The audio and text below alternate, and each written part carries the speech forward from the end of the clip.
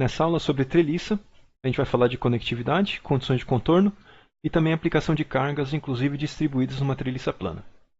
O material dessa aula está no KIM, na seção 2.2 e 2.3, e no Logan, no capítulo 3. Ao final dessa aula, o aluno deverá saber aplicar a conectividade de carregamentos numa treliça plana, e nesse caso a gente vai ter 2 graus de liberdade por nó, deslocamento x em y. E assim é possível a gente aplicar forças em 2 dimensões. Então a gente vai começar vendo a conectividade, qual o modelo de dados que a gente vai usar, como a gente vai aplicar a condição de contorno, que seria impor deslocamentos nodais, que seria a condição de contorno de Dirichlet. Em relação aos carregamentos, a gente vai usar o princípio da energia potencial das forças externas e vai pegar uma carga nodal equivalente. Tá? Então a gente vai pegar uma carga de uma força distribuída e vai ver qual que seriam as forças concentradas que sejam equivalentes a elas. Tá? Bom, começando com a formulação básica da treliça, a treliça é uma barra sob tração e compressão apenas. Você só considera que tem aplicação de forças axiais nas extremidades. Tá? Você não tem nem cisalhamento nem flexão na sua barrinha. As extremidades são livres para rotacionar e por isso você não tem nenhum momento. O sistema de equações deduzido acaba caindo numa formulação igual à da mola, tá bom? Em que a rigidez da treliça, a força axial, é proporcional à área da seção da barra, ao módulo de Young do material e o comprimento da barra. Numa treliça bidimensional, a gente vai ter um deslocamento x e y em cada nó, então eu vou ter 2 graus de liberdade. Tá? Mas mesmo assim, eu só tenho força axial sendo aplicada em cada uma. Tá? Então, esse caso da treliça bidimensional é simplesmente a treliça unidimensional rotacionada. Considerando a matriz de transformação de coordenadas, quando eu estou pegando o sistema global aqui, certo? Eu estou rotacionando em um sistema local com um ângulo φ no sentido anti-horário, eu vou ter esse sistema rotacionado, certo? Que é dado pelo U barra e V barra. Tá? Então, se eu tenho algum vetor que é uma composição de U e V no global, e eu conheço esse ângulo, eu consigo rotacionar usando essa matriz para achar, então, esse vetor representado nas outras coordenadas, tá? Nas coordenadas rotacionadas. Isso aqui é importante porque eu estou considerando que o meu sistema local, aqui, certo? O sistema com barra, vai ser o sistema da minha treliça. Tá? E como ela só recebe carga axial, eu considero que só tem forças em U, não tem nenhuma força em V. Certo? E quando eu uso essa rotação para ver qual que seria a matriz no sistema global, eu tenho essa rotação. E aí uma coisa que eu tinha simplesmente componentes em U barra, agora esse componente, essa vetor aqui vai ter componentes U e V. Tá? Então eu posso fazer essa rotação tanto com os deslocamentos quanto com as forças. Tá bom? Ambos são vetores que podem ser representados nos dois tipos de coordenada. Considerando agora a nossa matriz de rigidez do sistema local, em que eu só tenho forças nos graus de liberdade U1 e U2 barra, eu considero também aqui o V2 barra, V1 barra, tanto linhas e colunas vão estar zerados, porque no sistema local não tem nenhuma transmissão de força nem deslocamento. Tá? Eu vou usar essa matriz local para obter a minha matriz rotacionada. Certo? Então, considerando esse sistema local, e agora sabendo que o nosso sistema local, transformando no global, eu tenho a matriz de transformação de coordenadas T pré-multiplicando o vetor global, e fazendo a mesma coisa com a força também, pré-multiplicando esses dois lados da equação por T inverso, o que eu vou ter? Eu vou ter T inverso, K local, T, multiplicado por Q global igual a F global, certo? Então, essa parte aqui é a minha matriz global de rigidez. E eu também sei que a matriz de transformação é ortogonal. Então, a minha matriz inversa dessa matriz ortogonal é também igual à transposta. Tá bom? Então, a minha matriz global vai ser a matriz de transformação transposta vezes a matriz de rigidez local vezes t, certo? Então, essa aqui seria a matriz global, considerando a local rotacionada. E a partir daí, a gente vai ver a conectividade. Tá? A conectividade vai ser a mesma coisa, é uma relação dos graus de liberdade local e global. Agora, a diferença é que nós temos 2 graus de liberdade por nó. Tá? Então, isso aqui, da mesma maneira que no sistema de molas, é uma maneira da gente montar a matriz de rigidez global a partir das locais. Tá? E a gente vai ter mais ou menos os mesmos tipos de dados sendo relacionados. Tá? Então a gente tem, por exemplo, no meu elemento 1, eu tenho os nossos locais 1 e 2. No elemento 2 tem os nossos locais 1 e 2 também. E no global é composto por 1, 2 e 3 global. Tá bom? Então eu vou ter o meu sistema local dado pela rigidez local, deslocamento local e forças nodais locais.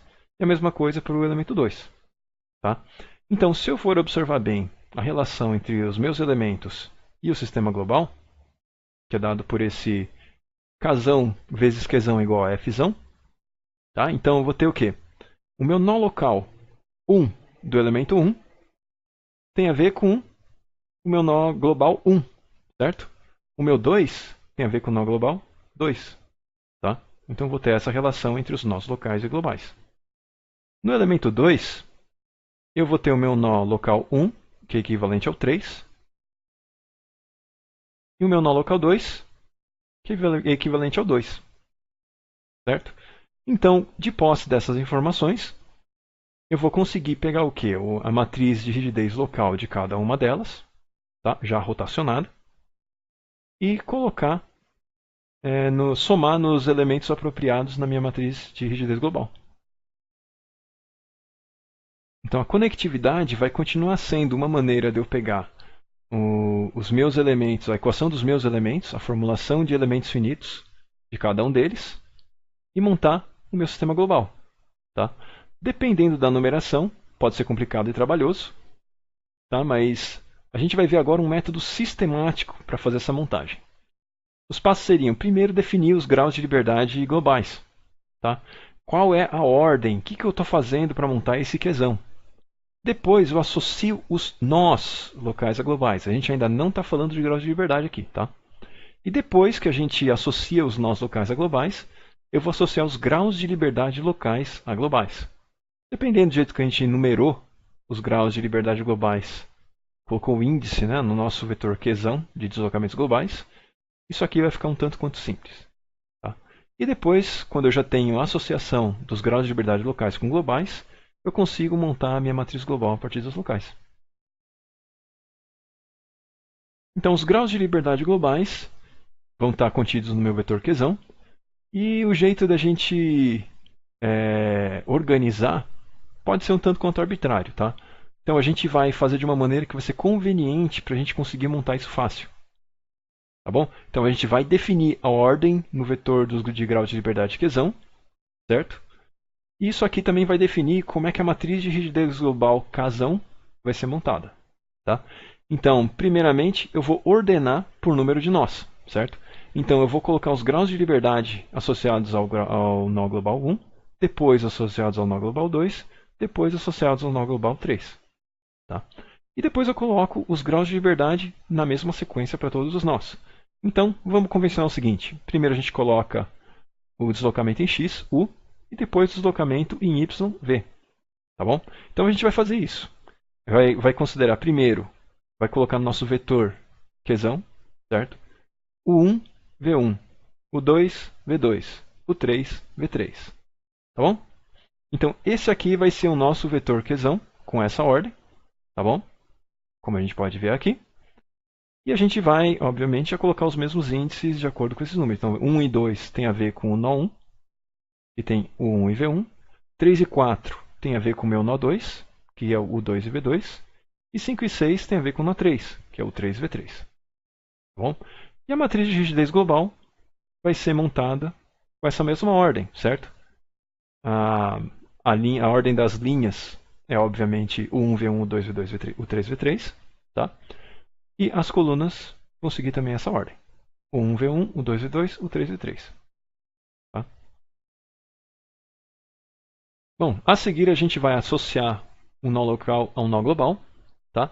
E a gente vai usar o seguinte modelo de dados. Vai ser uma matriz.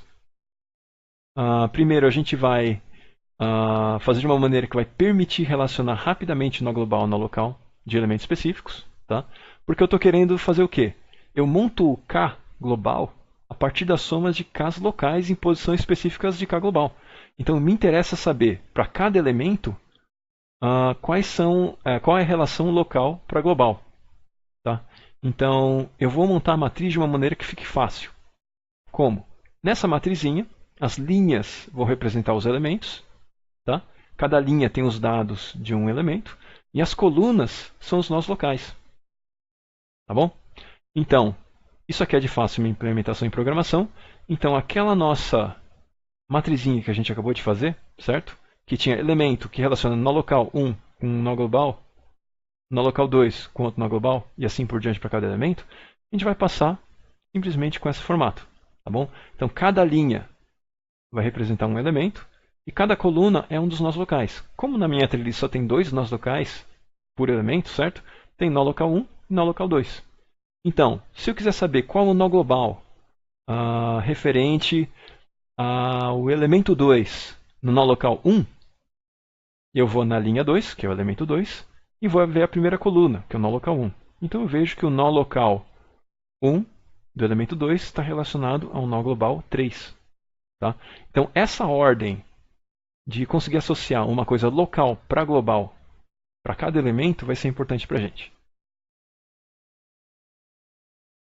Então, agora, associando o grau de liberdade local a global, eu sei que para cada nó, local ou global, eu tenho uma quantidade fixa de graus de liberdade por nó. Tá? E isso vai estar ocupando um espaço no vetor Qzão e Qzinho, global e local. Tá? Então, conhecendo o número do nó n, eu calculo o índice dos graus de liberdade. Tá? Então, por exemplo, para treliça plana, eu só tenho 2 graus de liberdade por nó. Tá? Então, eu sei que para um dado nó n, o índice do UN vai ser 2 vezes esse n menos 1. Certo? O índice do Vn vai ser 2 vezes n. Certo? Isso tem sua lógica. Se eu, por exemplo, quero relacionar agora o nó local 1 do elemento 2, quero saber quais são os graus de liberdade locais relacionados a quais globais, eu uso esse cálculo do índice, certo? Então, se eu estou interessado no meu nó local 1, é o grau de liberdade 1 e 2 no meu Qzinho, certo? Agora, para os graus de liberdade relacionados ao nó 3, eu sei que vai ter o quê? 2 graus de liberdade para o 1, depois 2 graus de liberdade para o 2, e depois vem os graus de liberdade para o nó 3. Então eu sei que vai ser no 5 e no 6, certo? Por quê? O U3 para um n igual a 3, 2 vezes 3 menos 1, 5, certo? N igual a 3, 2 vezes 3, 6. Tá bom? Então, como eu sei que é o terceiro nó global, eu sei que vai ter 2 vezes 2 antes, e aí vem o 3 e depois o V3. Tá? Usando esse raciocínio, é simplesmente aplicar essa fórmula para achar os índices. Tá certo? Agora, então, eu posso montar a matriz global de rigidez a partir das matrizes locais de cada um dos elementos. Tá? Então, a primeira coisa seria registrar a associação de grau de liberdade local global para cada elemento. Tá? Então, para cada elemento, para cada nó local, eu vou calcular os índices a partir do nó global. Certo? Então, vamos ver aqui no exemplo, a treliça plana, o elemento 2. O elemento 2 é esse aqui. Tá? Eu vou estar associação nó local 1 para nó global 3 e nó local 2 para nó global 2. Tá bom? Então, eu sei que o meu nó local 1 tem a ver com quais graus de liberdade? 1 e 2 local. Tá? Então, ele está associado ao 3, que tem a ver com os graus de liberdade com o índice IU3, que é 5, e IV3, que é 6. Certo? Então, o 1 está associado com 5 e o 2 está associado com 6. Certo? Agora, para o meu nó local 2, do elemento 2, o nó global 2 está associado. Então, o nó local 2, no meu vetor Qzinho local, vai estar ocupando os índices 3 e 4. Certo? Então, como eu sei que o nó global 2 é o que está associado, ele também vai estar associado aos 3 e 4. Então, o 3 local está relacionado ao 3 global e o 4 local está relacionado ao 4 global. Tá bom? Então, agora eu sei que o meu U1V1, que é o índice 1 e 2, está associado ao 5 e 6, que é o U3V3. Tá? O U2V2 local está associado ao U2V2 global. Depois, então, eu vou somar os elementos da matriz local na matriz global e eu vou usar essa associação para converter os índices. Certo? Então, vamos supor que eu quero agora colocar esses elementos da minha matriz local KE do elemento 2. Eu tenho que somar esses elementos na minha matriz global, certo? E para eu saber onde eu vou somar para cada um dos elementos locais aqui da minha matriz, eu tenho que usar a minha tabela de grau de liberdade local para global para fazer essa associação. Tá bom? Então, eu vou andando de elemento a elemento, convertendo a posição em linha e coluna para a posição em linha e coluna na global. Tá bom? Como, por exemplo, vamos pegar só esse elemento, 3,1, tá? Dessa matriz local. O local é 3,1. Se o local é 3,1, o global vai ser também na linha 3, mas na coluna 5. Certo? Então, o 3,1 local equivale ao 3,5 na global. Tá bom? Então, o meu elemento, que seria um número que aqui está simbolizado por I, ele vai ser somado na linha 3, coluna 5 da matriz global. Certo? Então, fazendo isso para todos os nossos elementos, a gente vai ter a montagem completa da matriz de rigidez global. Tá? Mas sem condições de contorno, a matriz é singular. Ou seja, eu não consigo inverter e conseguir calcular os deslocamentos a partir de um vetor de força conhecido. Tá? Então, se eu tenho deslocamentos conhecidos, eu consigo calcular as forças. Tá? Mas se eu tenho forças conhecidas, eu não consigo calcular os meus deslocamentos, porque eu não consigo inverter. Certo? Lembra, Kzão vezes Qzão igual a Fzão. Certo? E por que eu não consigo fazer isso? Porque nesse caso, quando eu tenho uma equação K singular, eu tenho mais incógnitas que equações. Certo? Para ele ser singular, algumas das equações que eu consigo, usando essa matriz de rigidez K, elas são linearmente dependentes de umas das outras. Tá? Então eu tenho menos equações do que incógnitas. Para ilustrar esse ponto, vamos considerar um sistema em que eu vou ter uma única barra de treliça sem nenhuma condição de contorno. Nesse caso, eu sei que a minha matriz K vai ser singular, tá? Porque uma das linhas é igual ao negativo da outra. E para esse sistema, se eu considerar as forças nodais conhecidas, eu vou ter simplesmente uma equação com duas incógnitas. Tá bom?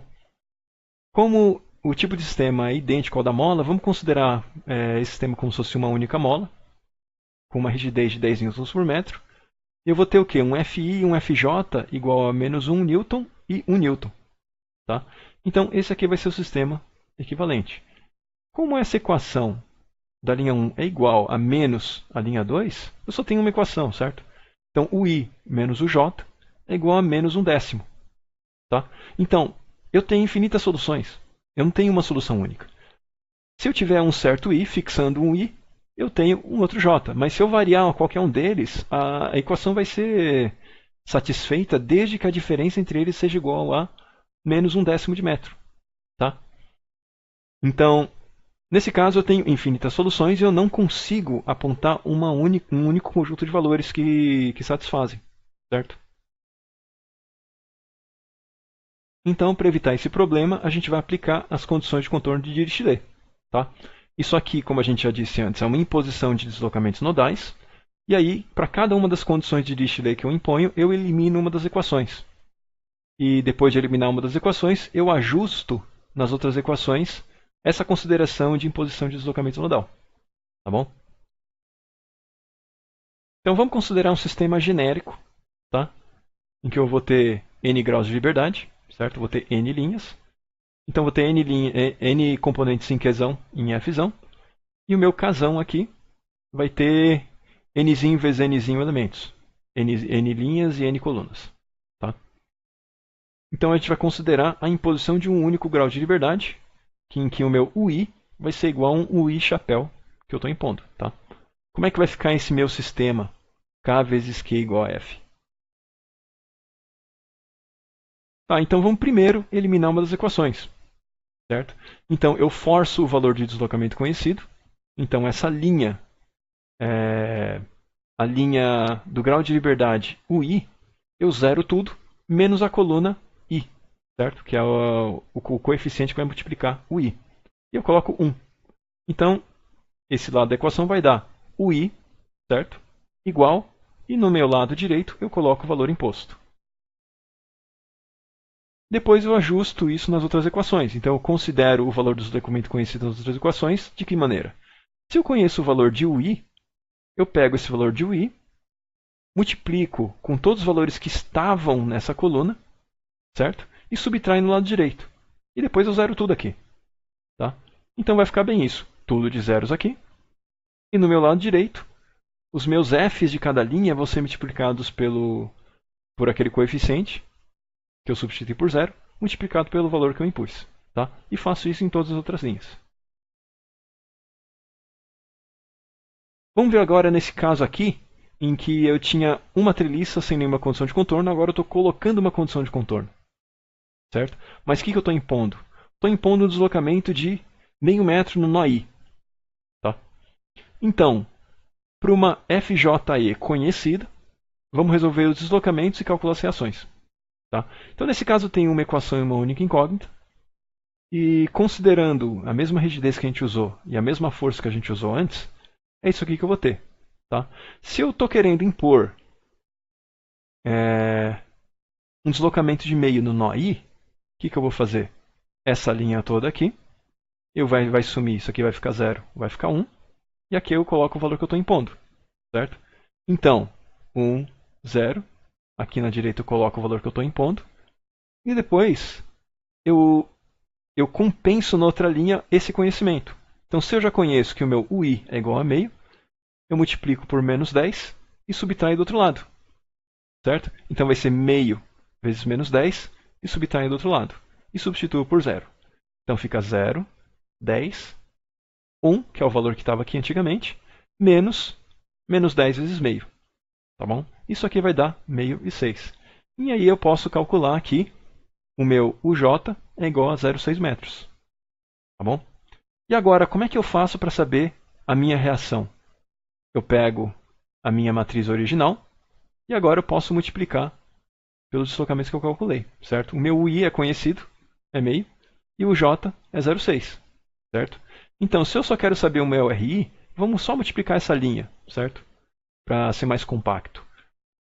10 menos 10 multiplicado por UI e o J, que vai ser igual a RI. Então, o meu RI vai ser 10 vezes meio, mais menos 10 vezes 0,6, certo? Então, vai ser 5 menos 6. O RI vai ser igual a menos 1.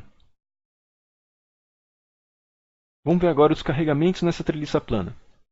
Vale lembrar que a aplicação de carga em elementos finitos acontece nos nós e nos graus de liberdade dos nós.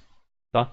Então, se eu considerar a minha treliça um único elemento de treliça, eu só posso ter carregamento em UI e UJ, certo? Só nos graus de liberdade axiais. Tá? Essa é a única possibilidade de aplicar carregamento nesse caso. A gente pode ter cargas concentradas nos nós. Nesse caso é trivial, certo? Porque eu sei exatamente qual é o valor da carga que está sendo colocada nos graus de liberdade. E a gente também pode ter cargas distribuídas ou de corpo. Por exemplo, força-peso. Tá? Nesse caso aqui, como a gente já falou, a gente não pode colocar forças que não sejam nos graus de liberdade. Então eu tenho que determinar uma carga nodal equivalente para essa carga distribuída. Tá? E para isso a gente vai usar a energia potencial das forças externas para calcular uma carga nodal equivalente. A energia potencial de forças externas para cargas concentradas nos nós vai ser dada como V, que vai ser igual ao quê? menos o deslocamento de um dos nós, vezes a força aplicada naquele nó, menos o deslocamento do outro nó, vezes a força aplicada nesse nó. Tá? Em termos matriciais, vai ser menos vetor de deslocamentos local transposto, vezes o vetor de forças nodais aplicadas. Tá? Por que é negativo aqui? Eu tenho uma força que causa um deslocamento, então essa energia, na verdade, que era potencial, foi perdida. Tá? É por isso que a gente tem esse menos QE transposto vezes FE. Tá bom? Lembrando que o FE é a força, são as forças nodais aplicadas, certo? Nos nossos locais. E essa aqui seria o nosso sistema com uma única treliça. Tá bom? Aqui a gente está considerando o sistema de coordenadas local, em que eu só tenho força axial. Para a carga distribuída FD constante em Newton por metro, tá?